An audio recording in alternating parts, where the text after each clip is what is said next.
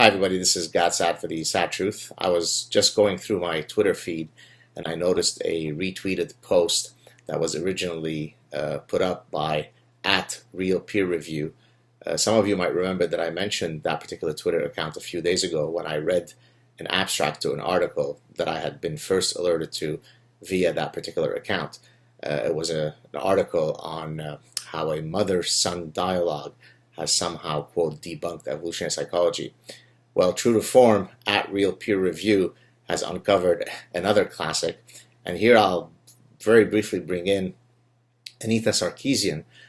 Some of you might know that she infamously stated that, everything is sexist, everything is racist, everything is homophobic.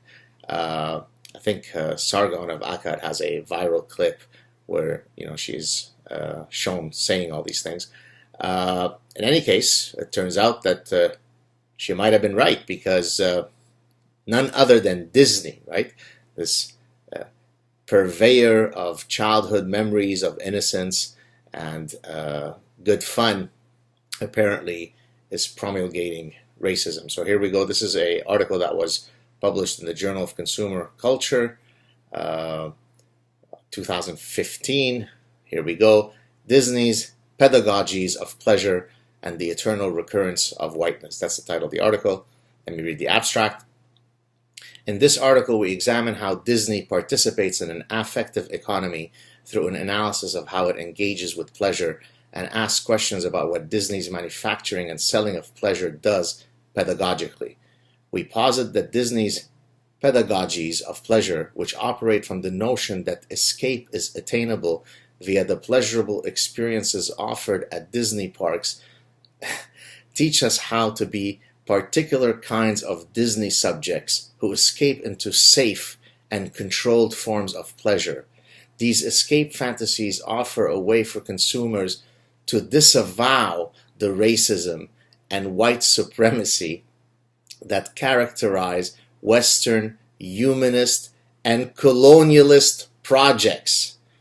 Then, through a reading of Escape from Tomorrow, a recent surrealist horror film that explores the, quote, dark side of the, quote, happiest place on earth, we analyze how pleasure and the false promise of escape from conflict are illustrated in the film.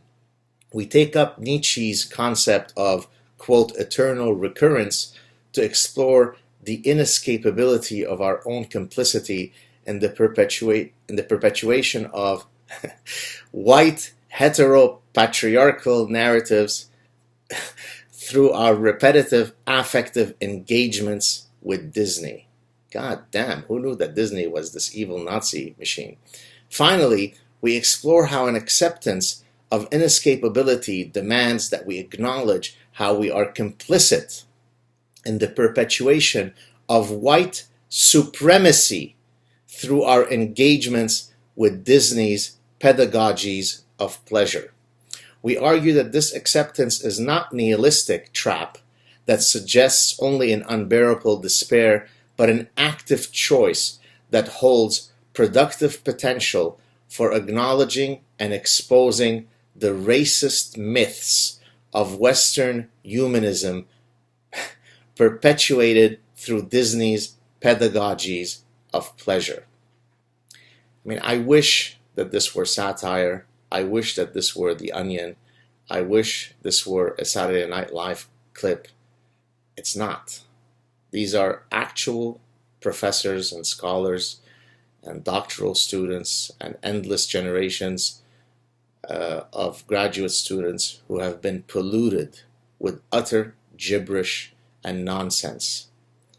I wouldn't care about such stupidity were it not for the fact that these types of, quote, works are antithetical to science, to reason, to logic, right? This is why many people refer to these types of, quote, paradigms as anti-science, right?